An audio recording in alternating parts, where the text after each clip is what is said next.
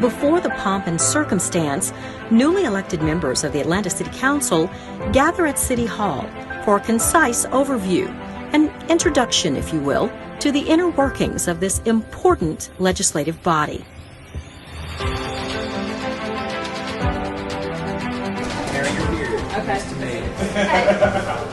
For some, a simple notebook with a name and title brings to mind a sobering reality. Good morning and welcome to City Hall in your new and returning capacities as members of the Atlanta City Council. Atlanta City Council Staff Director Theo Pace heads up a support staff that will provide knowledge of everything from how to use the microphones, to getting adjusted to studio lights. There's administrative support, information technology, procurement protocols, a day filled with vital information. Our experience was like to be in the Army, this moment right now. Yeah, this is it, right? And another Fill out as much paperwork as you can. And yes, lots of paperwork. One-on-one conversations for clarity. They are found in abundance. As long as you just write 1,000 on there. Everyone wanted to make sure they understood what was being presented. As you can see, the last column is your actual full council meetings. These are mandated in the code as the first and the third Monday of each month. From there to a tour of council chamber, where in-person council meetings are held. New signs bearing the names of the newly elected council members were created and being prepared for installation in council chamber. They will be ready when in-person meetings resume. For these members, it was an opportunity to get a real feel for the voting experience, witness the technology, and be seated in the chairs from which they will legislate. They toured council offices and took official headshots for council portraits, which are housed in City Hall. It was a day of learning and establishing new friendships. Council members tell me it was a day they will never forget. Being in this building just, kind of gives you chills about, the reverence and the importance of the position that you're in. And so I'm just so excited to be here. It's been a whirlwind. It's been 6 months for me running for office to get to this point. And I'm just really excited to do the people's work and just start doing everything we can to work with all my council members to make our city better. Constituents want to make sure that government works for them, and that's doing a lot of basic city government services like, yard and waste collection and making sure that our streets are paved and that there are adequate and safe sidewalks for everyone. And so these are some things that, I want to get to work on day one and make sure that, these resources that are put throughout the city are done in an equitable fashion, that people see that, the city is actually working for them. I think coming in, seeing the notebook with the city seal and then my name as council member elect, it hit me a little bit. I've been very clear, I cannot and I'm not expected to do this alone. So with all of the weight that is being placed upon me by my district, they clearly understand I will be reaching out to them to help me to carry that weight. We have to address crime. But at the same time, there are some very specific things that District 3 need as we talk about affordable neighborhoods, as we talk about short-term rentals, even the safe street programs where we have true transportation in our neighborhoods. So it's a lot of things that we have to handle at once, but prioritizing those things and being able to put on a list to move them forward is the thing that we're looking to do.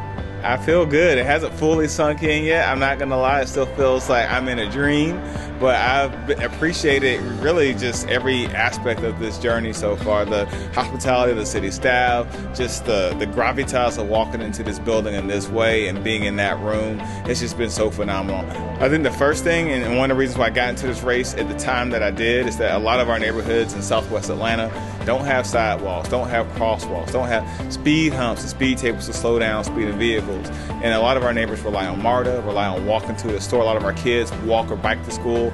My home neighborhood in Mechanicsville has the highest rate of kids that walk and bike to school, but the infrastructure is not there to make sure they can do so safely. At the end of the day, we got to get to work, we got to get to school. This is all still very surreal.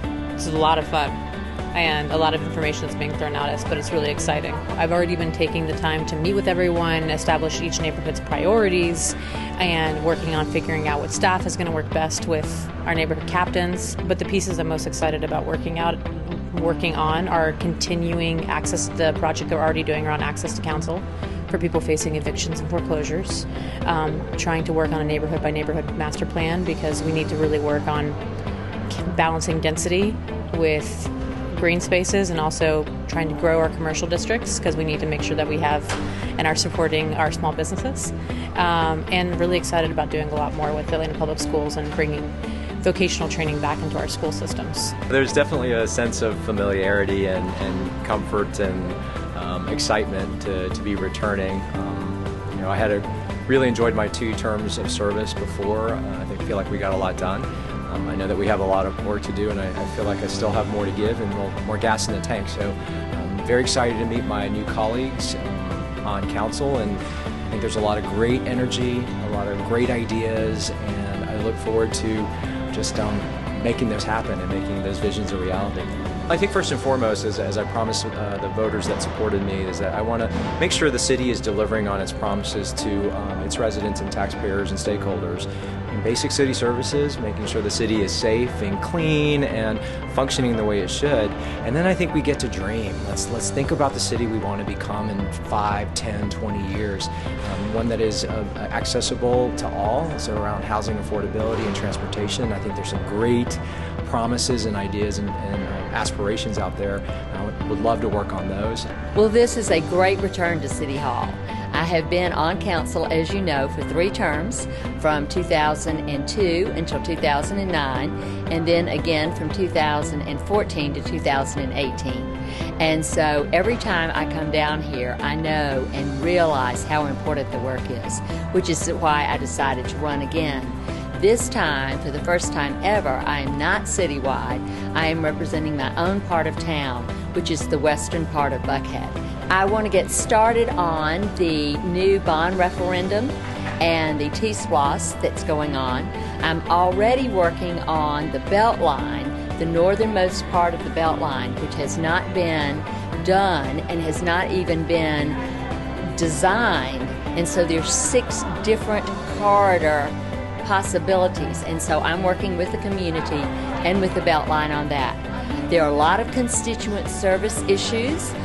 We all know those. We know solid waste, we know recycling, yard trimmings not functioning as well as they need to.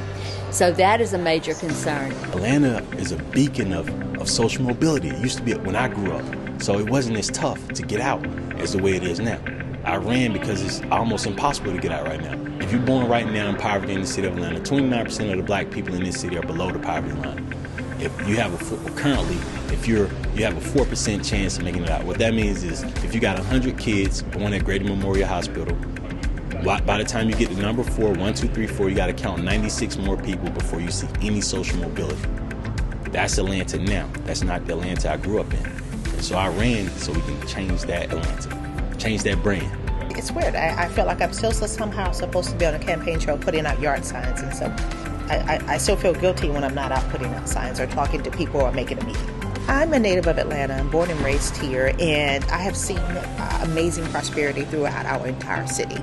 However, there are some communities that have been left behind. I actually am a resident in District 12, the Sylvan Hills community, and there are some things some challenges that I see, and some areas where we could certainly do some improvements. And I want to be a part of the solution. I think that we all have a role to play in the success of our city, and I want to be a part of ensuring that our residents thrive, that our employees have the tools and resources to do their jobs, and that the city of Atlanta is a welcome, opening place for people to come and do business, to work and play. Being in council chambers, that place that I've been in before as a citizen, but being on the other side and contemplating really trying to serve the community. So yeah, I think it's starting to sink in a little bit. But I think anytime you come into something new, there's really two things you're trying to learn. One are the procedures and the way that things work and how the business is done. And the other is just the culture and the feel of the place, which really comes down to the people. So there are a lot of new people to meet, a lot of names to remember, which is going to take me a little bit of a time, and everybody will have to help me remember their names. People are excited, and I think that's what makes me excited to get to work. And so I think I can already feel that people are going to be so helpful as many of us new, get up to speed.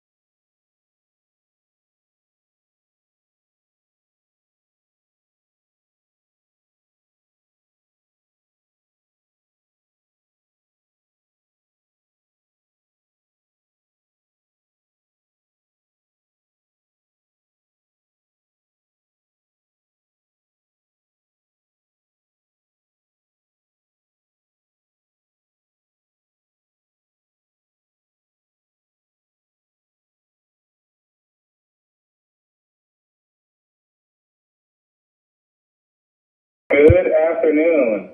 I am Councilmember Jason Dozier, Chair of the Community Development and Human Services Committee. I want to welcome everyone who has joined us this afternoon. By my time, it is 1:31 p.m., and I want to go ahead and get this meeting started. It is January 25th, 2022. Ms. Linda, will you please do the roll call? Yes, Mr. Chair. Good afternoon, everyone. We have Councilmember Byron Amos. Present. Councilmember Liliana Baskari.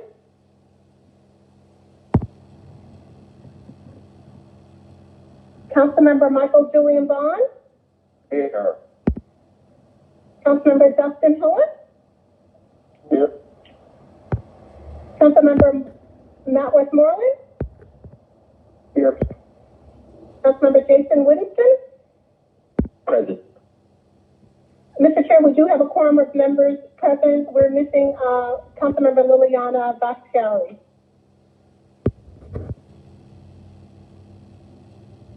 Thank you so much, Ms. Lindo. Could you also please read our remote meeting statement? Yes, Mr. Chair. Good afternoon. Today's Community Development and Human Services Committee will be conducted remotely as advertised and in accordance with Georgia Code Section 50-14-1. The meeting will be conducted in conformance with Robert Rules of Order and the rules of council as authorized by the City Code. The public may access the meeting conference bridge toll-free by dialing 404-902-5066 and enter a conference ID number 151945. This information was also provided on the Friday, January 21st, 2022 public meeting notice. The public may also view the meeting on Channel 26, the council's homepage at citycouncil.atlanta.ga.gov, Facebook and Twitter pages as ATL Council, and the council's YouTube channel. All presentations are available on the Atlanta City Council website and accessible via the Community Development and Human Services Committee presentation page. Today's meeting agenda was also published and made available on Friday, January 21st via the city's website at atlantacity.ga.iqmt.com. In addition, the public is able to submit comments via voicemail at 404-330-6089 yesterday between the hours of 4 and 7 p.m. These comments will be played during the public comment portion of this meeting. All persons present on a remote council meeting conference bridge are requested to please mute your phones and speakers. Meeting participants wishing to speak must be acknowledged by the committee chair. All amendments, substitutes, presentations, and other informational documents have been distributed to committee members beforehand. Thank you all in advance for your cooperation. Thank you so much. I would like to make, so the next item is the adoption of the agenda, and I would like to make one change to the agenda and take the communications item number 2 before the audit report, so we won't hold up the nominee. Is there a motion to adopt the meeting agenda with this minor change? So moved. Second, Phyllis. I have a motion. I have a second. Please open the vote. The vote is open, Mr. Chair.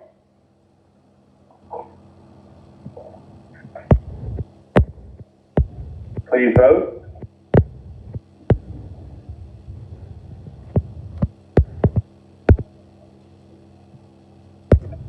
Mr. Chair, this is Councilperson Bakhtiari. I am present. Thank you so much, Councilmember Bakhtiari.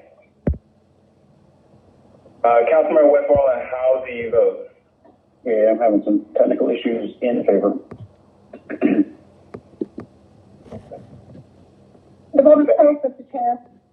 Thank you so much. The motion passes 6 yeas, 0 noes, 0 abstentions. All right, the next item on the agenda is approval of minutes. Is there a motion to approve the meeting minutes? So moved. Bakhtiari, second. I have a motion, I have a second. Please open the vote. The vote is open, Mr. Chair. The vote is open.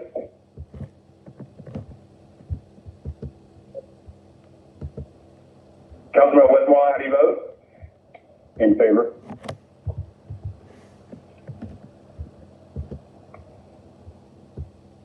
The vote is closed, Mr. Chair. Thank you. The motion is adopted. 7 yeas, 0 noes, and 0 abstentions.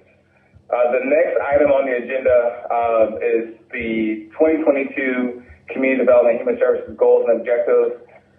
Committee colleagues, I shared or have solicited requests for committee goals and objectives initially during our previous meeting. Thank you all so much who have provided that information to me over the last 24 hours.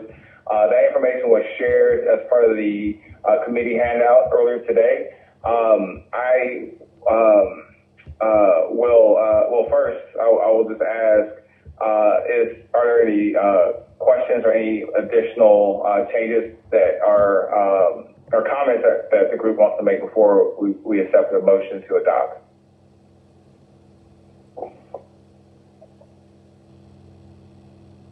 All right, hearing none, I would like a motion to adopt the 2022 committee goals and objectives, and I'm looking for a second. Second. We have a motion, we have a second. Please open the vote. The vote is open, Mr. Chair. Westmoreland in favor. Bakhtiari in favor.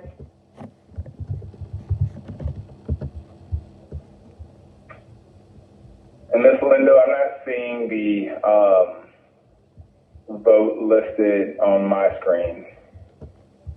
Mr. Chair, we can do this one as a voice vote. Thank you.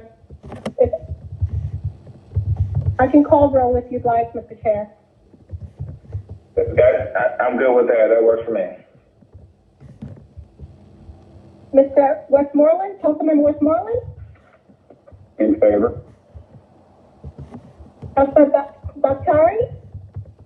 In favor. Councilmember Amos? In favor. Councilmember Bond? I was the secretary. Aye. Councilmember Hillary? Aye. Councilmember Winston? Aye. And Councilmember Dozier? Aye. And I was the motioner for that. So the goals and objectives have been approved unanimously. Thank you so much, Ms. Lindo. And I'll just remark, we'll get that shared out with the community across all of our different channels. So we want people to know the work that we'll be looking to accomplish over this next year. The next item that we have on the agenda is public comment. I understand we have 5 public comments for about 12 minutes and 20 seconds of listening time. Ms. Lindo, can we please play those comments? One moment, Mr. Chair.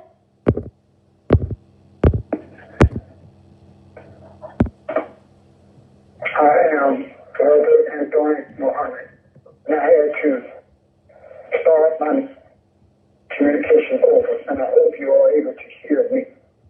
Community Development and Human Service Committee. I call on the chair and its member to recognize that Brother Anthony Mohammed is a spiritual man. I do not believe no more in no religion. That you have information and all institutions that represent the history of our studies. You will find that the vision was created by men, not by the ancient ancestors that was the dark people of the earth. Why am I saying today? We live in the 21st century. They're claiming your statements. Information age.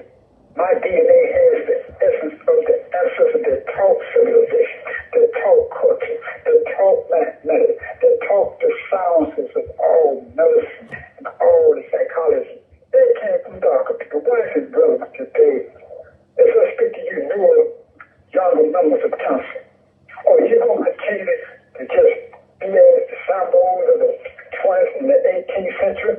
No, I am aware. Please, Uncle Tom, Brother Anthony, I love all humanity. I love justice. But I'm asking you, we have a lot of workforce development committee.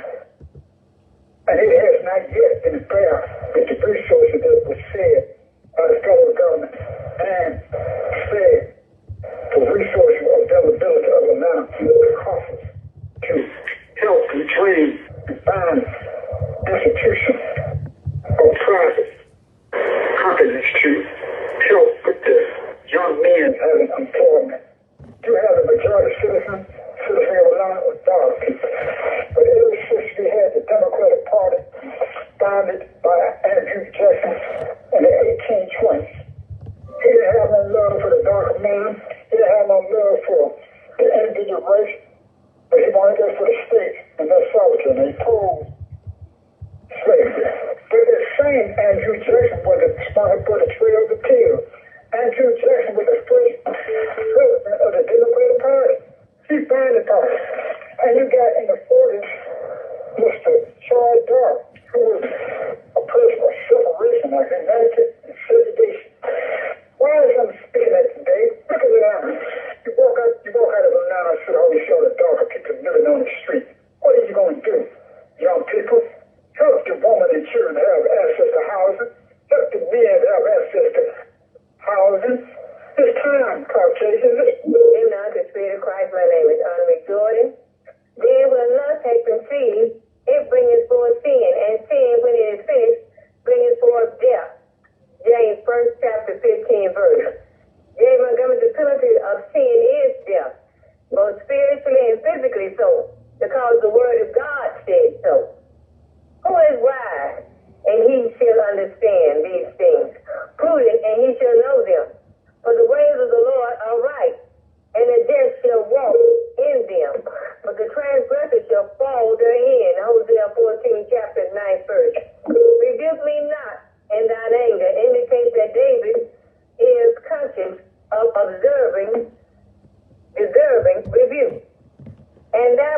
or dreamer of dreams shall be put to death because he has spoken to turn you away from the Lord our God, which brought you out of the land of Egypt and redeemed you out of the land of the house of bondage, to thrust thee out of the way which the Lord thy God commanded thee to walk in. So, wait. So shalt thou put the evil away from the midst of thee. Deuteronomy 13, chapter 5th verse. False prophets are easily identified. They speak in God's name but give a message to compare it to his revealed word. Christ did a miracle through me, and he deserves to be made known for his glory. Christ said if you don't give him the glory, he will trouble you. Christ want to show out. I am he that liveth and was dead, and behold, I'm alive forevermore. Amen. And have the keys of hell and death. Revelation 1st chapter 18 verse. As God in the Old Testament is called the living God, so Christ is he that liveth. He has authority over death and judgment, and therefore has the keys of hell, Hades, and death. No one has that greater power than Jesus has. And we need that power to conquer sin. In us, around us, and in others. For the angel to protect us, to live holy for him. Greetings, council members and staff, and special greetings to you citizens and voters of Atlanta. Ben Howard, Senior Advocate, Public Policy Analyst. The news media has uncovered a well-kept secret about bases, boards, authorities, and commissions, etc. There was a period of time in the history of Atlanta when boards and commissions were serving, performing well, and inspiring citizen participation. And then came financial cutbacks, unwisely putting an end to staff persons being assigned to boards like the Commission on Aging, where members of the Council on Aging serve the needs of the senior citizens of our city. The voice of the Commission on Aging has been hushed. Please do not let this service continue. Find a way to fund the assignment of a staff person to each of the city's boards, commissions, and authorities under the purview of the Community Development Human Services Committee. Please. Even though to see Christ, my name is Untitled Jordan. For the Lord knows the way of the righteous, but the way of the ungodly shall perish. Psalm 1st chapter 6 verse. For the Lord knows the way of the righteous, and it will be blessed. But he also knows the way of the ungodly, and it shall perish. We seek to be holy because we desire his blessing, and we seek the way of the ungodly. You ask for death. James Montgomery. For even when we were with you, this we commanded you, that if any would not work, neither eat. 2 Thessalonians 3rd chapter 10 verse. The Thessalonians have encouraged their meddlesome ways, demonstrating that idle hands are the devil's workshop. In the year that King Uzziah died, I saw the Lord sitting upon a throne, high lifted up, and his train filled the temple. Isaiah 6 and 1. In the chapter 6, Isaiah recounts his original call to the prophetic ministry, dating it from the year that King Uzziah died, 740 BC. The thief cometh not but for to steal, to kill, and destroy.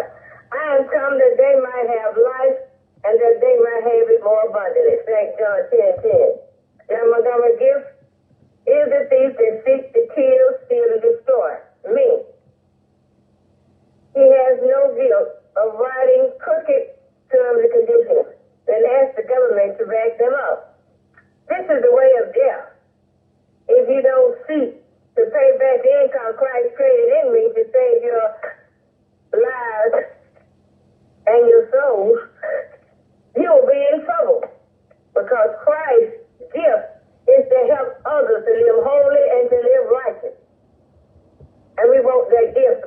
to live holy because Christ is holy. Thank you.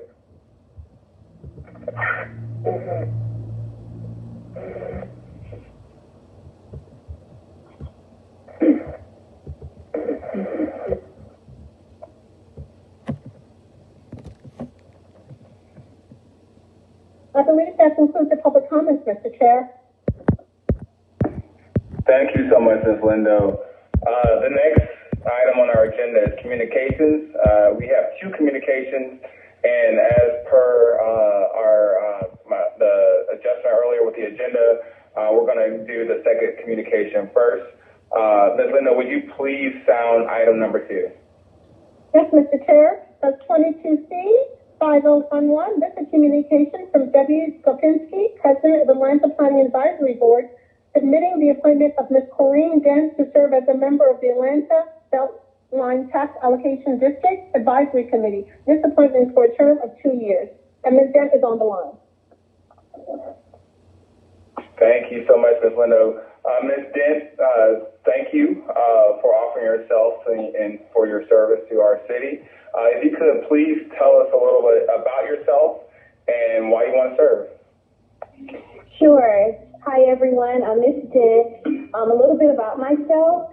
I work with Atlanta Public Schools and Cobb County Schools, and I got involved more in community service about 4 years ago, and I just kind of fell in love with it. It's something that I did not see myself doing prior to 4 years ago, but it is something that I have definitely fell in love with, and I'm excited to be able to have this opportunity to affect change in my city in a very unique way. The Beltline is not necessarily in my community, but it is in my city, and it's beautiful and wonderful. It has pushed out the voiceless and welcomed the prices, but, you know, I believe that there's something there for everyone, and I just want to be a voice that helps to represent people who feel like they're not being represented. And I really want to learn everything that I can learn and glean from others who know more than me and who have more experience than me. So I'm just honored to have the opportunity. Thank you. Thank you so much, Ms. Dent. I'll entertain a motion to approve. Move approval. Need a second? Second, Winston. Thank you. The motion has been approved and seconded. Please open the vote. The vote is open, Mr. Chair.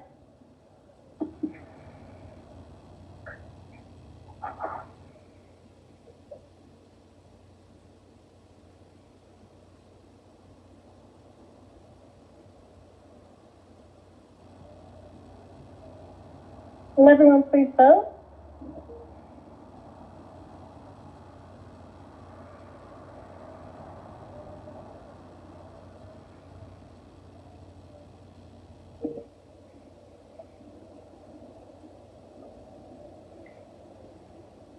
Councilmember Taylor.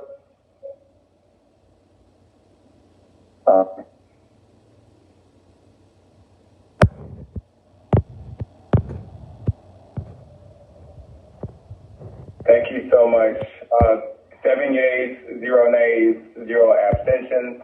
The motion has been favorable. Thank you so much, Ms. Dent, for joining us, and congratulations. And good luck to you. Thank you for your service to the city of Atlanta. Thank you. All right. The next item, Ms. Lindo, could you please sound item number 1? Yes, Mr. Chair. That's 22C 5010. This is a communication from Danielle Hampton, Chair Audit Committee, submitting the Performance Audit Report, Building and Zoning Enforcement. Thank you so much, Ms. Lindo. And I'm aware that City Auditor Amanda Noble and Dwayne Braithwaite are also on the call, and that you'll be presenting some information. And committee, this information was shared in your handout, and so if you don't have it, please sound off or please notify me, and we'll make sure you get that. Caldwell, if you want to go ahead and begin. Thank you. Good afternoon. This is Amanda Noble, City Auditor, and Dwayne Braithwaite, Supervising Senior Performance Auditor in our office, and a member of the audit team will present our audit report on building and zoning enforcement. If you're ready, Dwayne, go ahead.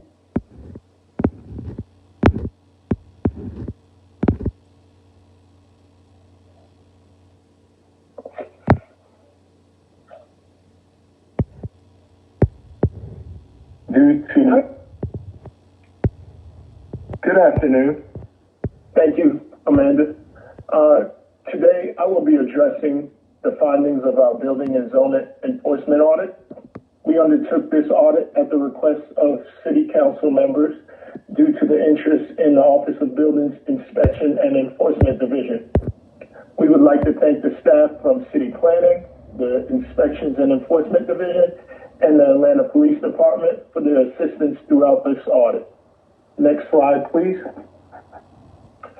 Our objectives.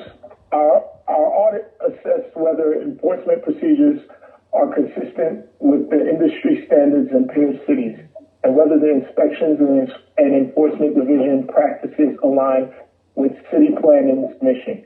We also assess whether divisions met its performance targets and complied with its internal procedures. We reviewed departmental procedures and complaints and inspection data between calendar years 2017 through 2020. Some of our methods included reviewing federal, state, and city legal provisions to understand how zoning and building codes are enforced, reviewing inspections and enforcement internal procedures, and interviewing inspections and enforcement staff and other Office of Building staff to understand the enforcement process.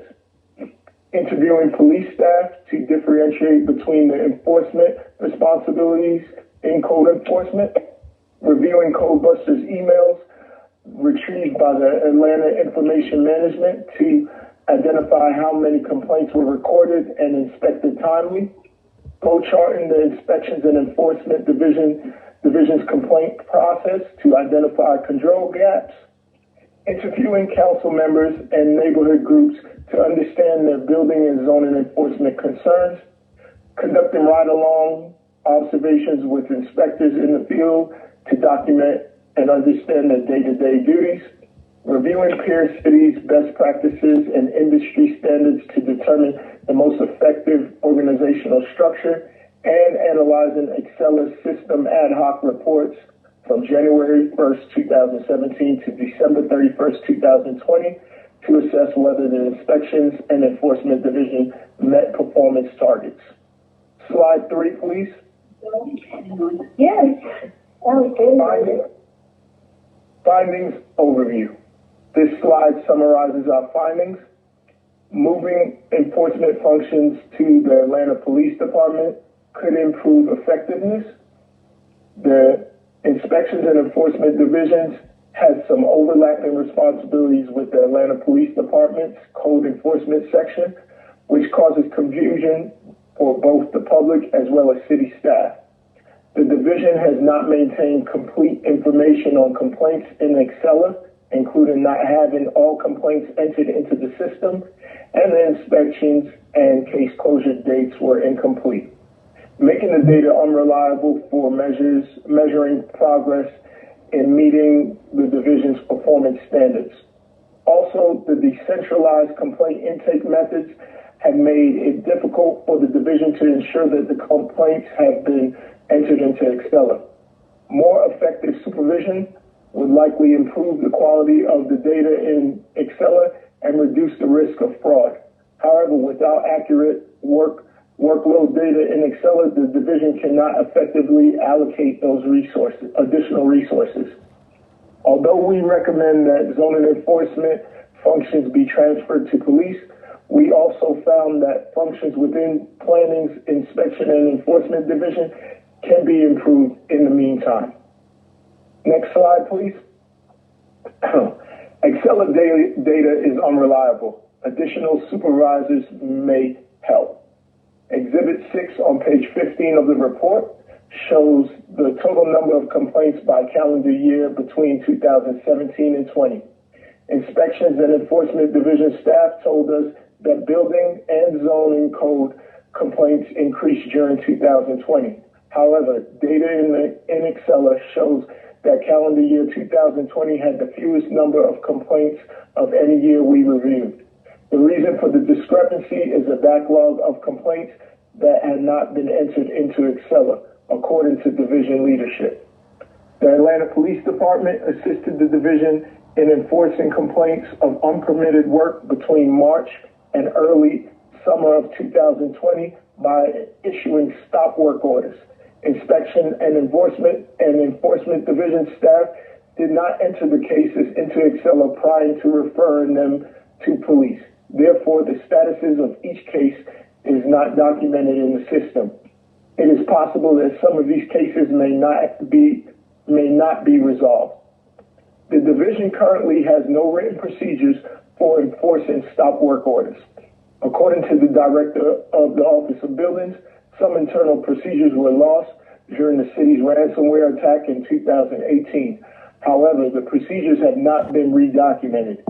Inconsistent practices in handling complaints have occurred, likely due to the absence of written procedures which reflect the current practices of the division. Inspections and Enforcement Division leadership developed a plan to add 19 new staff positions to address an apparent staffing shortage. City Council approved an additional 13 positions for the fiscal year 2022. However, the division's plan does not provide evidence to support the need for the increase in staff. The personnel papers show that the division plans to add 4 enforcement leads, 13 zoning inspector seniors, and 2 permit technician positions, but provides no further details. Slide 5, please. The Inspections and Enforcement Division began receiving complaints to the Codebusters email account on November 16, 2020.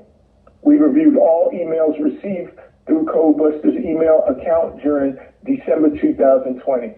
Exhibit 7 on page 17 illustrates that of the 38 total emails, 18 were entered into Excella within 24 hours, 11 between 2 and 82 days, and 5 were not entered into Excella at all.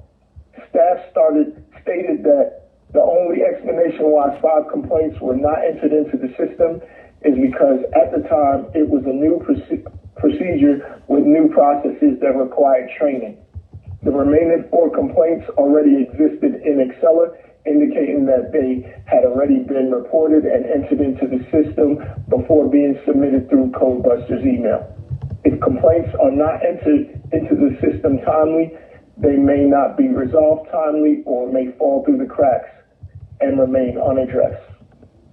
Additionally, although the division tracks the time it takes to conduct initial inspections, it does not track and monitor the amount of time to resolve the complaint. Complaints are required to be entered into Excella within 24 hours, and initial inspections are required to be conducted within 72 hours after the complaint is entered into Excella. See Exhibit 8 from page 18 of the report on the right-hand side. The division, however, does not definitively track how long it takes to resolve the complaint from the time the complaint is received. Although there is a 30-day expectation for compliance, barring any extensions granted, we found that some complaints have fallen through the cracks and are unaccounted for in the system. Although the division prioritizes life safety complaints, it is possible that high-risk complaints are not entered into Excella, potentially endangering the public and limiting the effectiveness of the division. Next slide, please. The inspection. We reviewed enforcement complaints recorded between 2017 and 2020 and found that of the 4,733 complaints, 2,736, which is 58%, were unassigned to an inspector in Excella. For example, Exhibit 9 on page 19 of the report shows that more than half of the total number of complaints were unassigned for all years except 2019. It is possible, particularly with older cases, that inspections have been completed and the complaints have been resolved. However, without complete information in Excel, complaint status remains unclear and the performance cannot be assessed. The Inspection and Enforcement Division inconsistently updated status fields for complaints in Excel, making it difficult to accurately assess whether the division is meeting its performance targets. We analyzed 4,733 total complaints recorded during calendar years 2017 through 2020 and found that the initial inspection dates were blank in 400 complaints. The case closed dates were blank in 2,407 complaints. Without this information, the division cannot accurately assess whether it is meeting its performance goals. Supervisory review of the complaint cases before closure and lease privileges for supervisors and inspectors may help to improve Excel data. According to staff, inspectors began assigning cases to themselves when inspectors began working remotely and the supervisor began conducting field inspections to assist. Because supervisors are required to assign cases to the inspector, permissions in Excel should provide that ability, but the access should not also be extended to inspectors. Limiting access to job duties also helps to mitigate the risk of error and fraud. Slide 7, please. Improving Excel data would provide information to assess resources needs. Inspections and Enforcement Division leadership developed a plan to add 19 new staff positions to address an apparent staff shortage. City Council approved an additional 13 positions for fiscal year 2022. However, the division's plan does not provide evidence to support the need for the increase in staff. The personnel papers show that the division plans to add 4 enforcement leads, 13 zoning inspector seniors, and 2 permit technician positions, but provides no further detail. Also, Inspections and Enforcement Division staff told us that there were approximately 500 complaints currently in their backlog. However, we could not confirm the backlog of the complaints because all the complaints have not been entered into Excel. See Exhibit 6 on page 15 of the report. And the case statuses in Excel is incomplete. Inspections and Enforcement Division leadership told us that they hired 1 new inspector in June of 2021 to focus on historic districts violations. Additional zoning inspector senior positions have been posted on the city's website, and the job announcement states preference for individuals with ICC, International Code Council certifications, but there is no preference listed for candidates without historic preservation training. Next slide, please.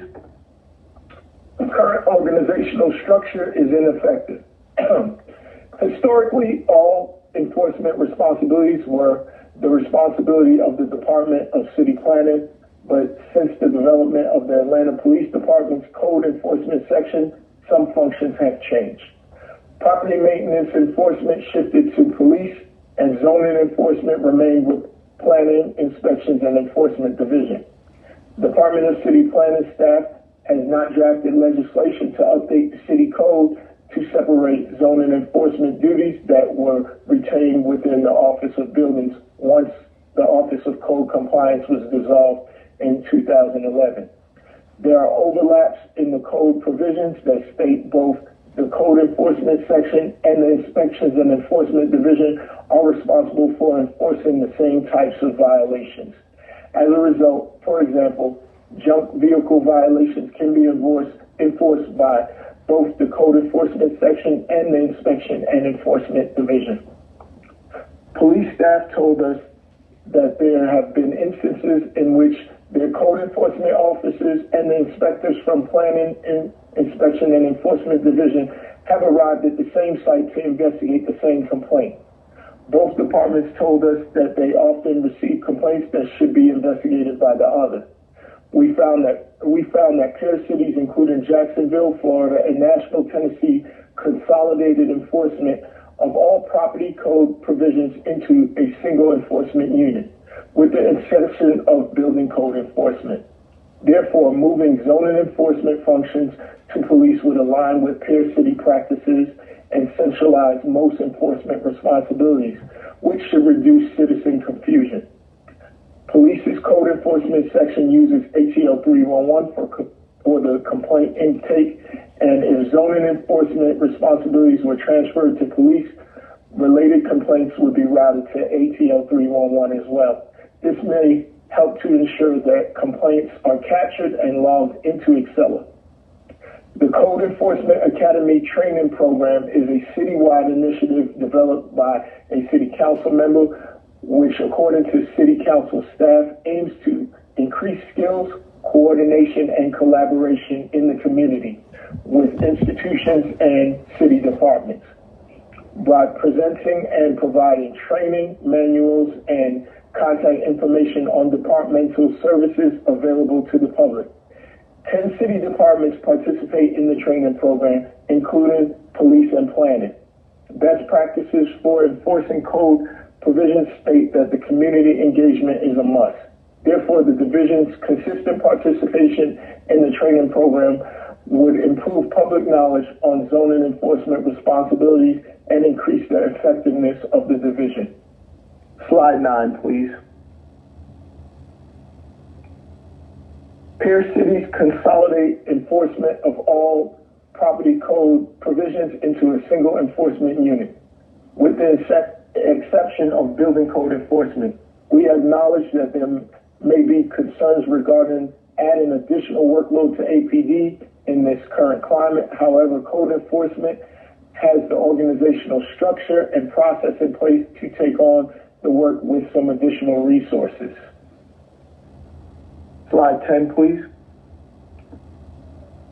Our report included 14 recommendations to centralize zoning enforcement responsibilities and the complaint intake process, promote public engagement and education, and improve the zoning enforcement function until it moves to the code enforcement section. The department agreed with 13 recommendations and disagreed with 1 recommendation. The recommendations included to centralize zoning enforcement responsibilities. We recommend the Commissioner of City Planning work with the police chief to transfer zoning enforcement responsibilities to police's code enforcement section. To centralize the complaint intake process, the Commissioner of City Planning should route all zoning complaints to ATL 311 and provide ATL 311 staff with training on entering complaints into Excel. To promote public engagement and education, the Commissioner of City Planning should continue to encourage staff to participate in the city's Code Enforcement Academy to educate citizens on all division enforcement responsibilities. Slide 11, please. Until the zoning enforcement, until the zoning enforcement function moves to the code enforcement section, we also recommend that the Commissioner of City Planning update complaint information in Excel to ensure that all cases are entered and updated, the statuses of cases, create additional supervisor positions to ensure that complaints are promptly assigned and reviewed prior to closure, ensure that supervisors enter all information related to complaints into Excel according to established procedures, direct staff to enter the backlog of complaints into Excel and work with police to obtain the statuses of each complaint referred to the department and update the statuses in Excel. Ensure that procedures for handling stop work complaints are documented and consistently followed, and ensure that all complaints received through the Codebusters email are entered into Excel within 24 hours, consistent with the division's procedures. Slide 12, please. The Commissioner of City Planning should also develop a performance target for resolving customer complaints, and track metrics for each step of the process from the time the complaint is received until the issue is resolved, and monitor compliance with the performance targets. Ensure that supervisors promptly assign cases to inspectors in Excel in order to meet the performance targets of conducting inspections within 72 hours after the complaint is entered into the system. Ensure that complaint inspections and closure dates are consistently entered into Excel. Update procedures to require supervisors to review cases at least on a spot check basis before they are closed in the system, and ensure that the procedure is followed. And then work with Excel system administrator to reduce the inspector's access in Excel to only those permissions needed to perform their specific functions. Slide 13. That concludes our presentation of the Building and Zoning Enforcement Audit. We will be happy to answer any questions you have at this time. Thank you.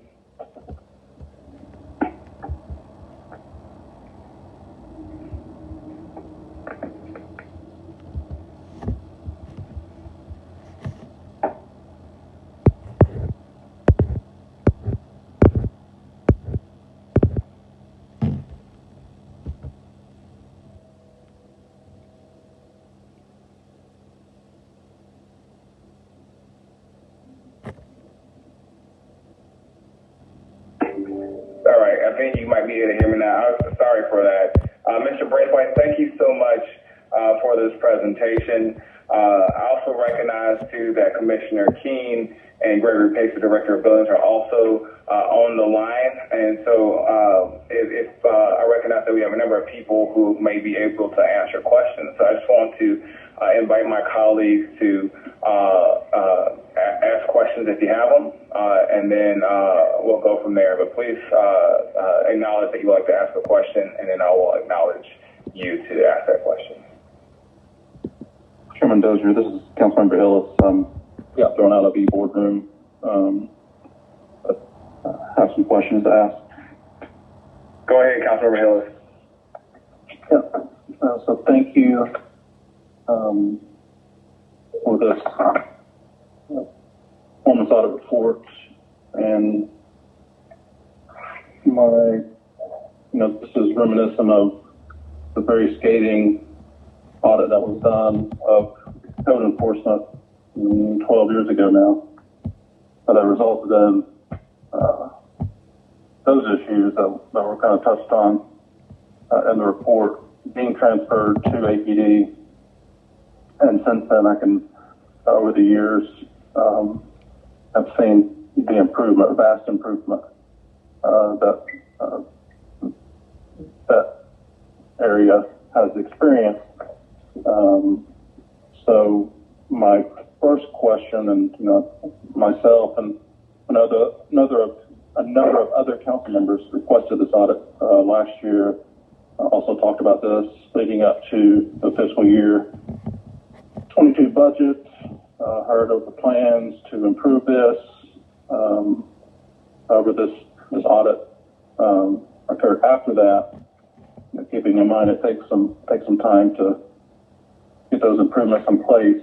So the first question I have, I guess, is for the audit team, and the thing that sticks out to me the most, and is, I guess Commissioner Keene saw this later, but I certainly don't remember one. But is there any other audit that the audit team has reminded of that where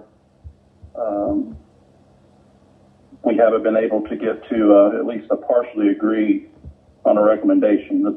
From what I can recall, this was the first total disagree on a performance audit report. Can you speak to that, audit team? Councilmember Hillis, this is Amanda. No, well, we occasionally do have disagreement. Oftentimes, when management disagrees with our recommendations, we will either drop or change the recommendation. before we publish the report. But we have published a few recommendations. I think our let's see, we track the rate, so we probably have fewer than 5% of our total recommendations that management disagrees with completely. But I guess I believe I read some of this in the report because I've poured over this. But the reason the audit team stuck with the disagrees because this is generally a best practice, and the audit team feels would bring improvement to the other numerous issues that have been cited here. Is that correct? Yes. Okay.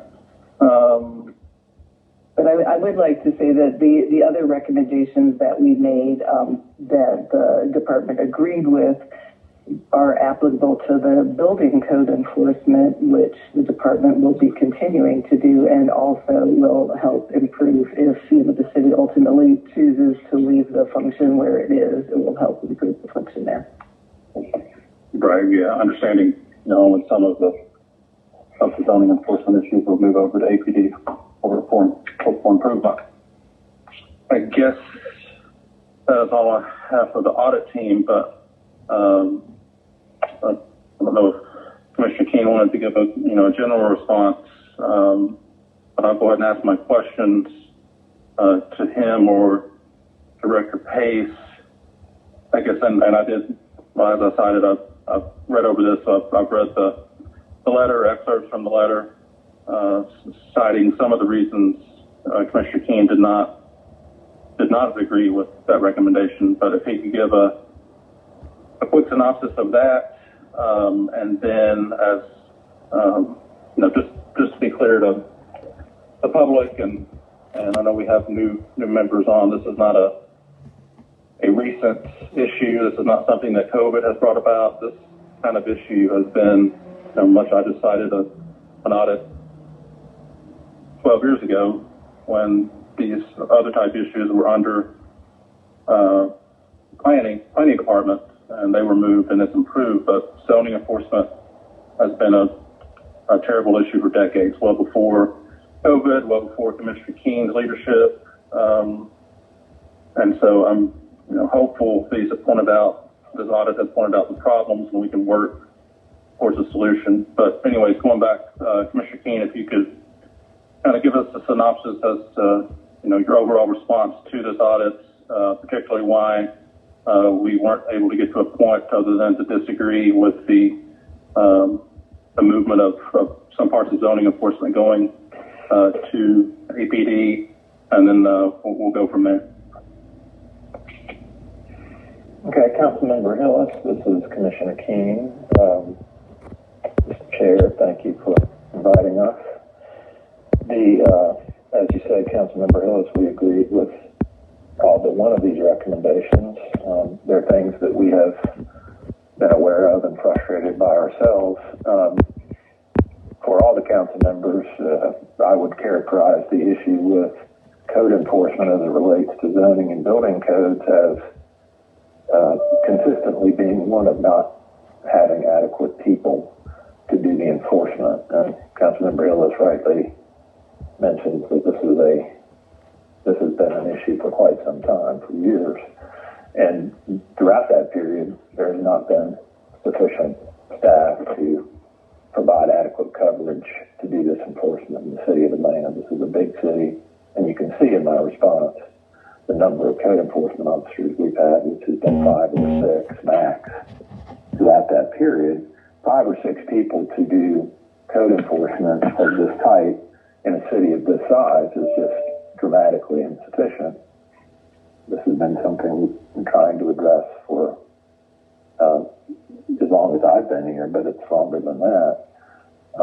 As Councilmember Hillis knows, and all the council members who were here for the budget conversation last year, one of our priorities, once again, was to get additional staff for code enforcement within the Office of Building so that we could execute a plan that Greg Pace and Troy Smith have been working on. We for the first time, got that funding to add staff back in July of last year. Staff so that we'll have code enforcement officers that can provide somewhat sufficient coverage in the city, but also code enforcement officers that can have hours in the evenings, on the weekends, at all times, which has been a frustration of ours in councils for quite some time. So our concentration so far since the budget was adopted has been to hire staff. Greg Pace is here, of course, on this call. He can speak to these issues, but they've been concentrating on adding staff and have had quite a bit of success. So we have brought on board or are bringing on board additional staff in code enforcement to work with Troy and his team.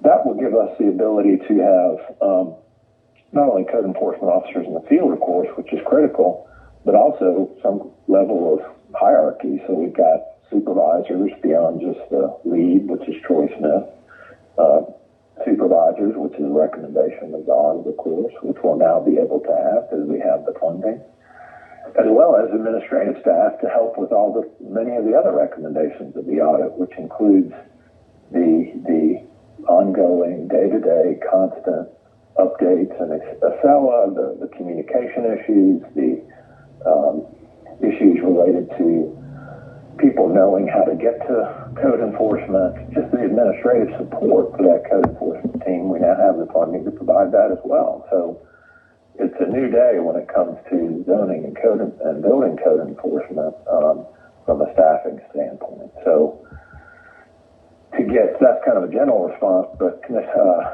Councilmember Hillis, to get to your point about the one recommendation we disagree about, we do disagree with that recommendation, and among the people that I called first when we got this draft of the audit back in the fall sometime was Assistant Chief Coit and APD to talk to him about this.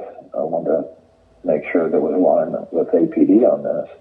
And he, of course, Chief Coit, as you know, Assistant Chief Coit, Chief Bryant, everyone in the police department is incredibly helpful and offered we'll do whatever the city asks us to do, of course, but also expressed disagreement with this recommendation as well. And the reason for that is that the zoning and building code, the zoning code is understanding the zoning code is like understanding the tax code or something. You've got to be an expert in the zoning code and it's constantly changing. I mean, as you all deal with at all your council meetings, there's every meeting potentially the zoning code could change.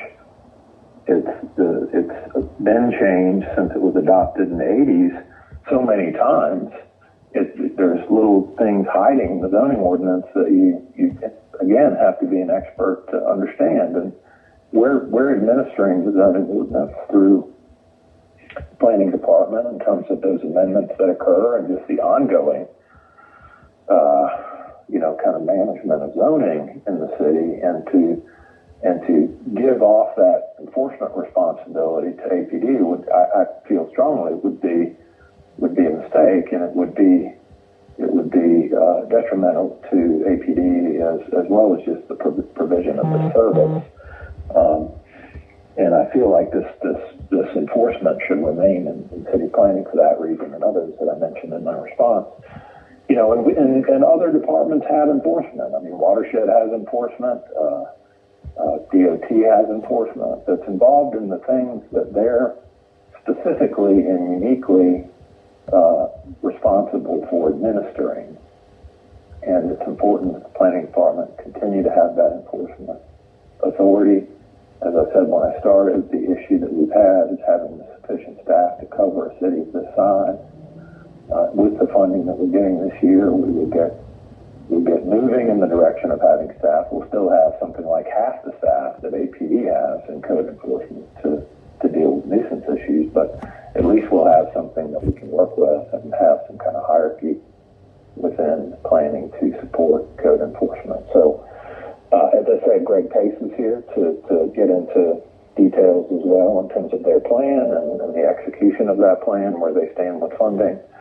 But, Councilmember Hillis, I hope I've answered your question. Yes, Commissioner, thank you. I have a few more.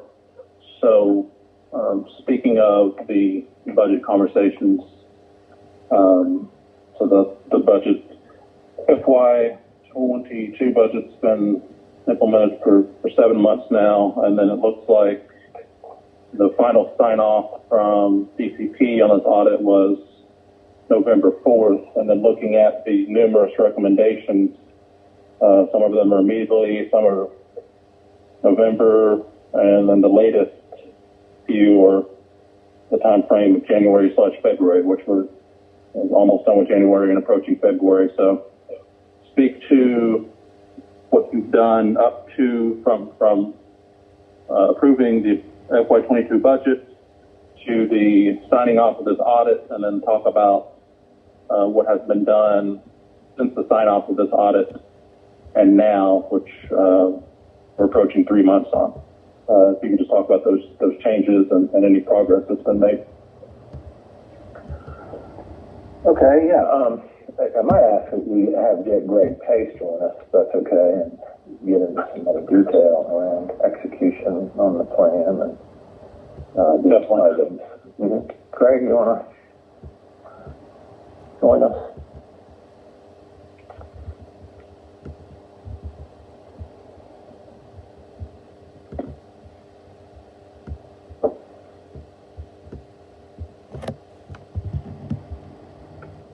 Good evening. Hello. Good afternoon. Can you hear me? Yes, I can hear you, Mr. Pace. Okay.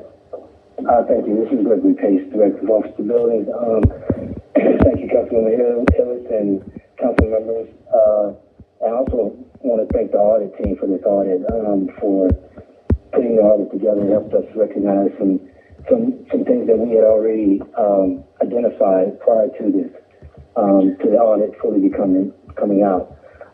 At this present time, I will say that we have hired 13 new inspectors, two new permit technicians, which is our administrative staff, along with 4 new leads, rounding out majority of our requests. They are currently on staff and working. They've been undergoing a lot of training with some of our legacy staff. In regards to some of the recommendations, we have started the backlog, started addressing those. Inspectors have been out inspecting those backlogs. I don't have a number of completion at this present time, but I anticipate to have that completed. It dates back to 2017, so there are some things that it's going to take us some time to strategically go through all of those. We're working from 2021 backwards to get those taken care of, to see what has been in it. As I stated, the supervisors are in place. I'm meeting with my fellow administrator. They're aware of the complaint workflow that needs to be corrected to be more adequate in our reporting mechanisms and being able to give performance measures more accurately. So that is underway. Currently, they have to work through that. I have not engaged with Atlanta 311 just as yet. That's something that the commissioner and I need to engage upon to get that established. The current communication line right now, the phone number and the email, we've been monitoring that to make sure that's been going through effectively and efficiently. So we're constantly making sure that is operating properly. I'm actually running through these complaints. The SOPs are being drafted as we speak by the new supervisors. I want to make sure that they were on board to adequately create and get the SOPs that are written so that everybody would be consistent as you process. And again, once the Acela workflow, we're monitoring the Acela now, but once the Acela workflow has been corrected to accurately provide ad hoc reports, we can provide better reporting mechanisms to look at our performance measures and assess the performance measures and adjust accordingly. And I'm scrolling through these recommendations. As the Commissioner stated, and I want to reiterate that of the 14 recommendations that were given, we disagree with only one of those recommendations, and again, that was the one regarding moving the enforcement responsibilities over to the Atlanta Police Department. I've been here long enough to recall when it was done. Previously, was zoning enforcement was moved over there, and it had to be moved back over to our office and to our department. I also want to emphasize that I myself spoke to some other departments, the solicitor's office, who we work with very, very intimately with a lot of our cases, and they also disagree with this move as well. And I also want to reiterate that although there's a building enforcement and zoning enforcement, they work hand in hand. So you'll wind up having cross participation anyway with the land use changes that occur with anytime city council meets, with moratoriums that go into effect, and enforcing that responsibility falls again back on zoning enforcement. Again, I think it would be counterproductive in moving the zoning enforcement over to Atlanta Police Department. However, if the conclusion comes to that, we'll work with City Council and with all other departments to make that move as effectively and efficiently as possible. All right, thank you for that, Director Pace. And this is not something that's going to go away. I want to stay on top of this, and I've actually we adopted the committee's goals and objectives, and that includes a thorough presentation here in 6 months in August that we would like to receive from the DCP team about measuring the progress that would have been made at this point. It'll be eight months after DCP signed off on it on 11/4. So I know your stance on full transfer of zoning enforcement to APD. However, it's my thought that there are certain things that are under zoning enforcement, understanding some of the pushback from your team currently that zoning enforcement is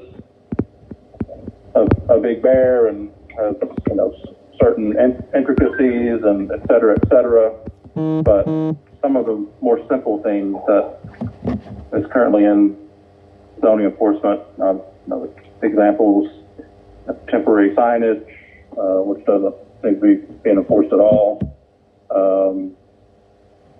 unpermitted vendors, boarding homes,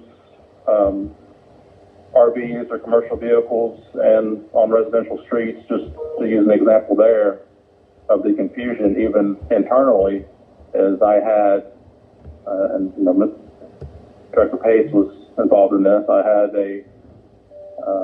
an RV that residents did not like being parked on the street. It was blocking a view and affected folks' safety, and first reached out to APD, and they're like, well, that's a zoning enforcement issue, and then zoning enforcement is like, oh no, that's not us, it's APD, and then so I go back to APD and I finally get everyone into an email, and I looked at the zoning code myself, and it was clearly in the zoning enforcement portion of the code, but it took, going through all that to get to that point. So maybe this is for Commissioner Keene, but would you at least commit to working with me and other council members? And I know we're working on some improvements for the code enforcement process and permits over there together already, but would you commit to working and looking at our current zoning code and going, line by line maybe, and seeing what issues, the more simple issues that could go over to APD? Councilmember Ellis, absolutely. I mean, we don't want we want to avoid any kind of frustration we possibly can, and recognizing the complexity of the zoning ordinance, if there's places that would make sense for APD to take over enforcement, absolutely. I mean, you know, kind of surgically, if there's places that it would just be more efficient and everything for APD to do it, absolutely. I mean, you know, there really isn't. You know, when we started this process, I said to everybody in planning, I said, we got to have an open mind here. You know, if it comes to it and the best thing would be for APD to take over this enforcement, then we should do that. I mean, the best thing is that the best service has to be provided. That's all we care about. It's just that the concern was that there'd be a diminution in service as a result of this change, and I don't want to recommend that. But council member, to your question, absolutely yes. You know, if we should look closer at where we could deal with any kind of frustrating issue you or anybody else has had, like the one you just described, and see if that makes sense.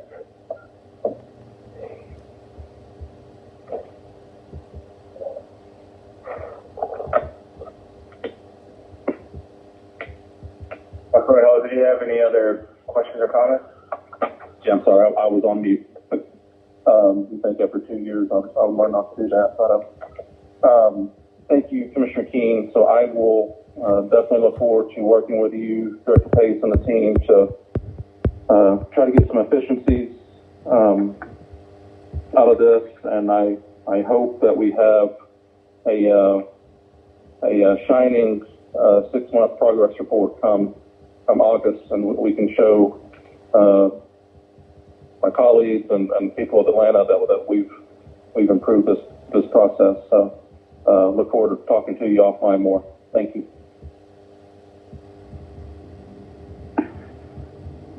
Thank you so much, Councilman Hillis. Are there any other questions from any other colleagues? Mr. Chair. Councilman Bond, go ahead. I don't have any questions. I just want to compliment the audit team on continuing to doing exceptional work as they examine the department and get into the details to help us to make the decisions that we need to make on improving the performance of our city government. I didn't want that to be lost. I really appreciate their deep dive into these issues, because this has been frustration for many, many decades, and hopefully we can take these recommendations into our budget process. And now that the city is in pretty good financial shape, that we can hopefully address these things for the benefit of our citizens. So I just want to say kudos to them on another job well done. Thank you so much for sharing that, Councilman Bond, and I want to echo that sentiment. Are there any other questions or comments from the body? I actually had a couple of questions for Mr. Braithwaite. One of the things I was interested in during your presentation was some reference that were made to Nashville and Jacksonville. I'm particularly curious, how are we doing compared to peer cities, especially in light of your recommendations? Do those cities also house all of their code enforcement through their police departments? Are there other alternative examples where maybe there is everything housed under their planning departments, or maybe even a third option? I will say for me, recognizing the citywide conversation and honestly the national conversation that we're having with regards to the overextension of policing, I wonder if the housing everything under the police department what the ramifications of that could be without some additional exploration. And so I'm just curious kind of what other cities are doing with regards to this challenge. I imagine Atlanta's not alone with trying to deal with this and make sure everything is streamlined. But if you can provide some insight or can unpack it a little bit, I would love to hear your thoughts on that. Okay, thank you, Councilmember. You hear me? Yes, I can hear you. There appears to be a bird or a mouse squeaking in the background, but I can hear you just fine. Okay. So what we did, we looked at peer cities, or best practices, and best practices gave us that combining them into one department or one central department would be best. So we looked at peer cities to see what peer cities had the functions combined together, and those were the two cities that we found that were comparable as far as size and shape of Atlanta. I do understand your concerns there with regards to the over-policing, but one of the factors that came into play that kind of was acknowledged by both police and planning, a lot of their duties involve them having to issue citations and send the public to answer those citations in court. And issuing citations come best from some type of sworn individual. So that was kind of the emphasis or the reason why we pursued looking at it being combined under some type of law enforcement or paramilitary organization where the process has worked in the past of pushing that towards PD. But we did that with also given the recommendation that they could go another route and also improve their processes if they chose not to go that route. So we didn't want to pigeonhole the recommendation into only being the only way to fix this process is to transfer everything over to PD. The way we couched the recommendations were, if you send it to PD, fine, it will fix everything. But if you don't want to do that, then you need to fix this, and that, as we outlined in the report. And this is Amanda. If I can piggyback with what Dwayne had to say. So obviously there are a lot of different models across the country of how, enforcement of these functions is organizationally structured. The zoning enforcement cases we're talking about, I think, were 24% of the total cases. So, and the numbers were not entirely reliable, but it's around 300 a year. So most of the cases are still building code enforcement that we're not suggesting go to APD. Our conclusion was, based on the examples we were seeing, that a lot of the zoning cases were more organizationally, conceptually similar to the property code enforcement, more so than the building code enforcement. And as Dwayne said, a lot of the cases, the resolution involved citation and going to municipal court as opposed to a stop work order and pull the correct permit. Thank you for the clarification, and I just wanting to reflect a little bit more. Just think about how we're asking our police officers and other sworn officers a lot, and I get that there are systems or structures that allow for some sort of zoning enforcement or code enforcement that doesn't necessarily involve our beat officers, but thinking about how our departments are structured, how resources are spread or shared across our police department, it's just something that I just want to be top of mind as we think about long-term solutions. But thank you for that insight, and that's very helpful. And just kind of going back to my earlier question about how we compare to other peer cities, something that stuck out to me was the 58% of complaints that are unassigned. So that means 42% of complaints are assigned. On average, what in your research, how long does it take for the assignment to typically be complete? And what should it be? What's good? What's bad? Is it a matter of days? Is it a matter of weeks? What should be our baseline as we look to make some improvements to this process?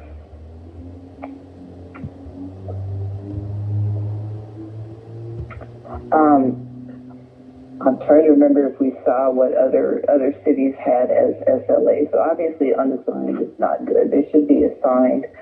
Our report found, I think that we, some of the statusing was falling through the cracks. So we don't know that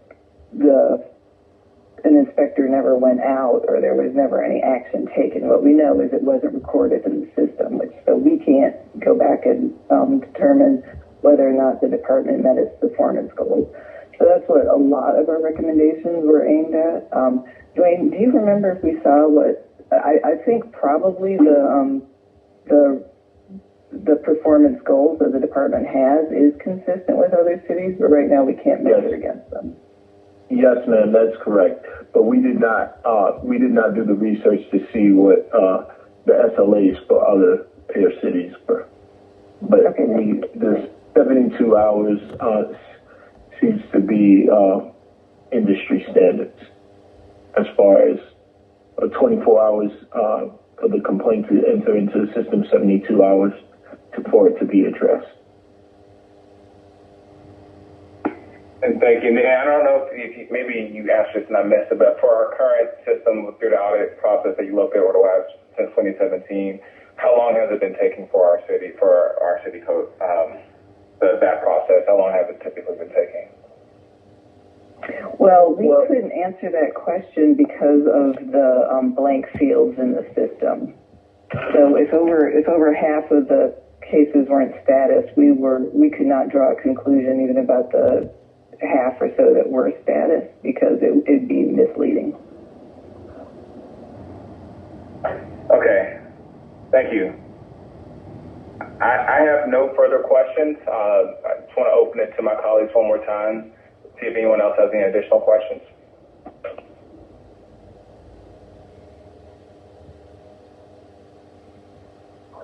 All right, thank you all so much.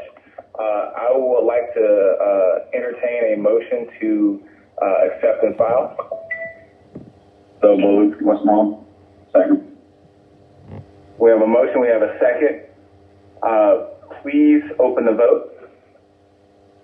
One moment, Mr. Chair.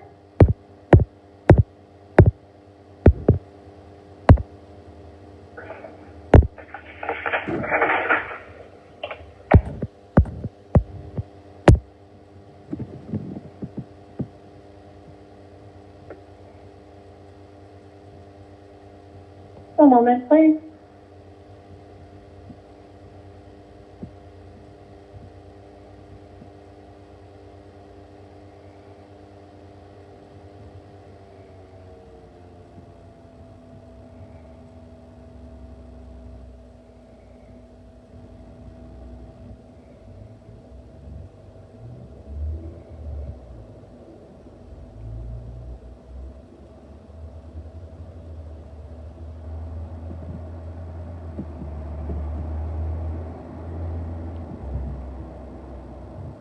One more moment. The vote is open, Mr. Chair.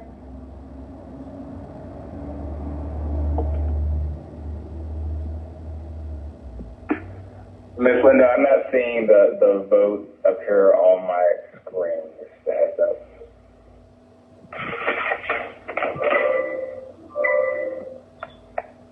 Oh, I'll be happy to call the vote for you, Mr. Chair, if everyone can please vote. Can we do this by roll call? It looks like the computer version is not cooperating. Yes, Mr. Chair. I believe it was Miss. Can you restate the mover and the seconder, please? Yes, it was moved by Councilmember Bond and it was seconded by Councilmember Winston. Westmoreland. Westmoreland, I apologize. Thank you so much. Thank you, Mr. Chair. Councilmember Dozier, how do you vote? Yay. Councilmember Amos, how do you vote? Yay. Councilmember Bakhtari, how do you vote? Yay. Councilmember Hillis, how do you vote? Aye. Councilmember Whitson, how do you vote? Aye. Mr. Chair, that's 7 yeas, 0 nays. This item will be accepted and filed. Thank you so much, Ms. Lindo, and thank you so much to Ms. Noble, Mr. Braithwaite, and Commissioner Keene, and Mr. Pace. Thank you so much for your time today. Thank you. All right. Thank you. All right, the next item we have on our agenda is actually the consent agenda. Ms. Lindo, can you please sound the first two reads?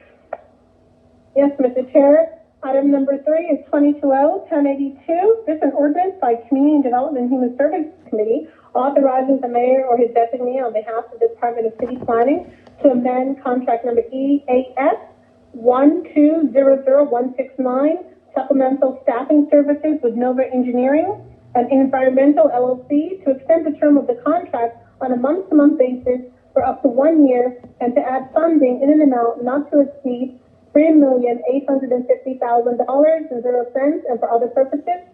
Item number 4 is 2020-1083. This is an ordinance by Community Development and Human Services Committee authorizing the mayor or his designee on behalf of the City of Atlanta to transfer the 2020 U.S.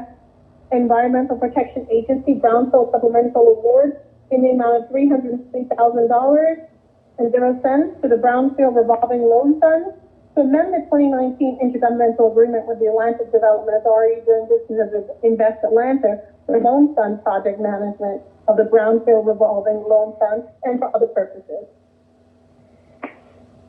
Thank you so much, Ms. Lindo. And just for the benefit of the public, no action is actually required on these first reads. These are just sounded for the record. Next, we are at ordinances for second read. Ms. Lindo, can you please sound the next item? Mr. Chair, if there are no objections, I'd like to take item number 5 through 16 and 18 and 19 as a block. I will entertain a motion to hold. No, Mr. Chair, may I proceed to sound those items? Yes, sorry, my apologies. Yes, please proceed. Yes. Item number 5 is 2020-1038. This is CDP 20006. This is an ordinance by Community Development and Human Services Committee to amend the land use element of the 2021 Atlanta Comprehensive Development Plan so as to redesignate a portion of the property located at 1576 Donald Lee Hallwell Parkway from the low-density commercial land use designation to the mixed-use land use designation and for other purposes. This is an NTUJ, Council District 9. Item number 6 is 2020-1039. This is CDP 2027. This is an ordinance by Community Development and Human Services Committee to amend the land use element of the 2021 Atlanta Comprehensive Development Plan so as to redesignate property located at 365 Lyndhurst Drive Southwest and 0 Lyndhurst Drive Southwest from the single-family residential land use designation to the medium-density residential land use designation and for other purposes. This is NCUI, Council District 10. The site is number 7, 2020-1040.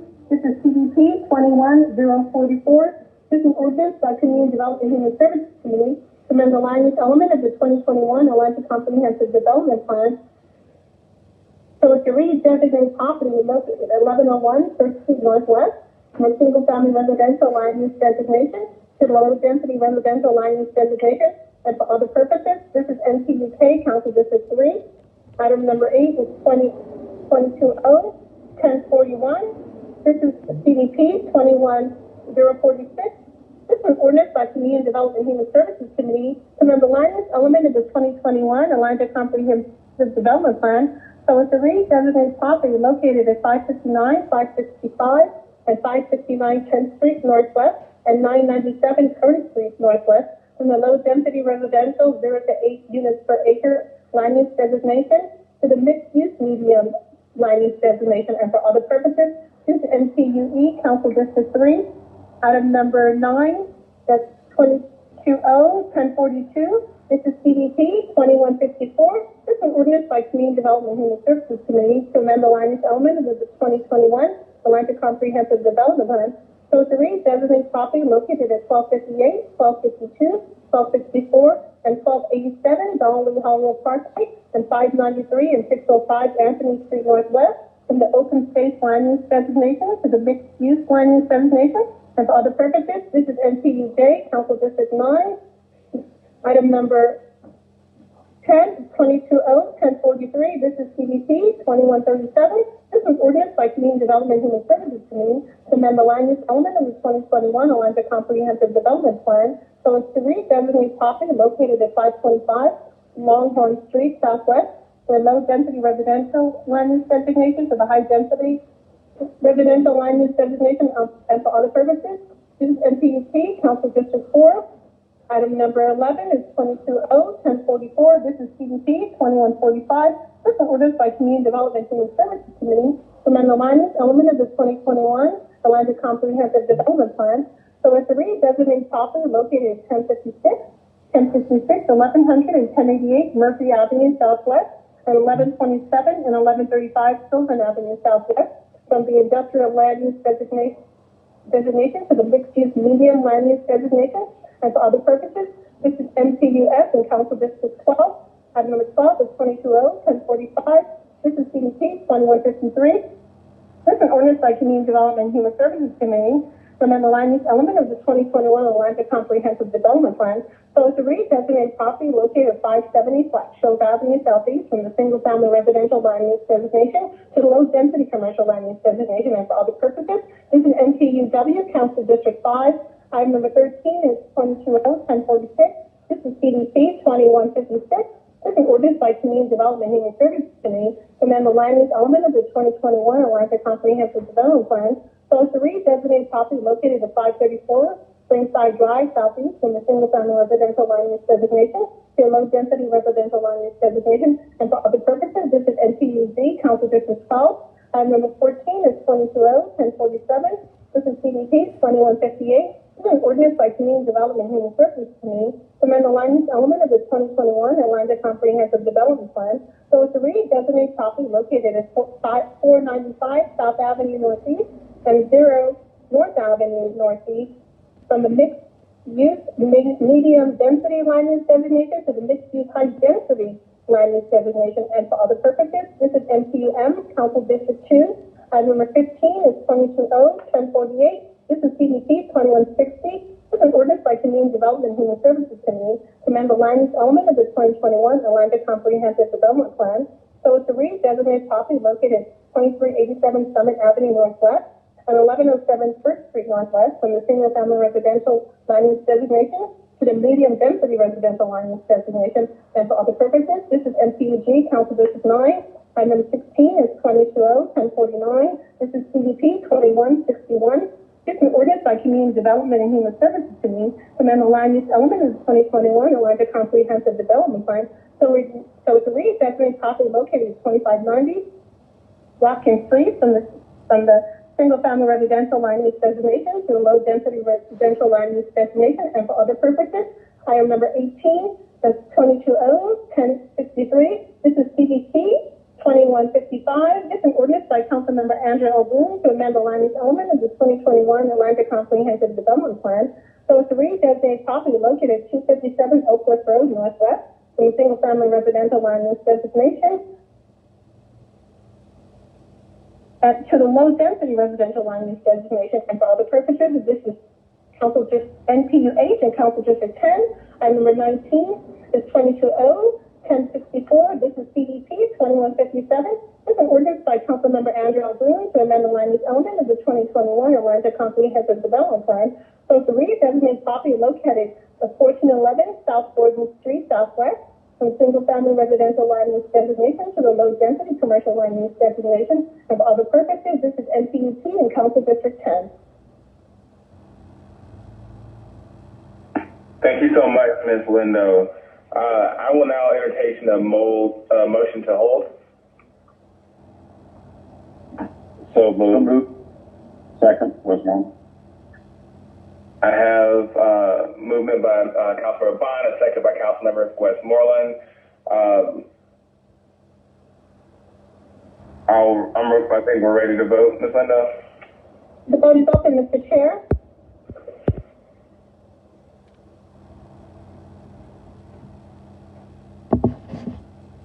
All right, I think we're still having the same challenges that we were having before, but I'm good with doing this via roll call. I can see the vote and can sound it, Mr. Chair. If everyone can please vote.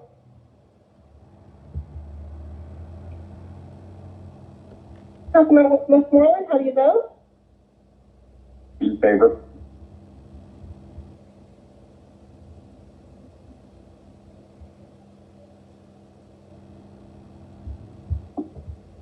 One moment.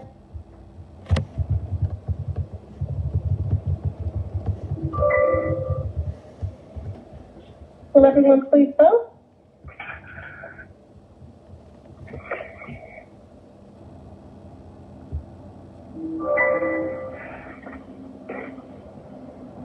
I think a few of us are still running into some software challenges, but looks like it's not impacting everybody.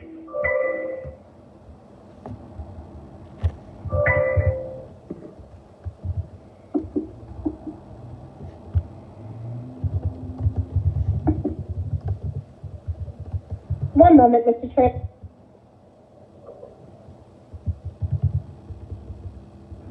Yes, there does seem to be some difficulty, Mr. Chair. If I can do a roll call, I apologize. We are having some difficulties. No worries. Or we can approve by unanimous consent if there are no objections to holding all the items that were sounding.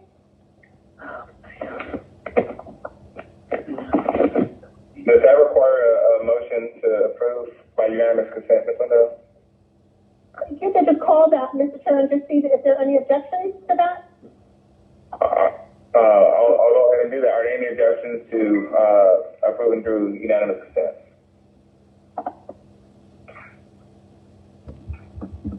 Hearing none.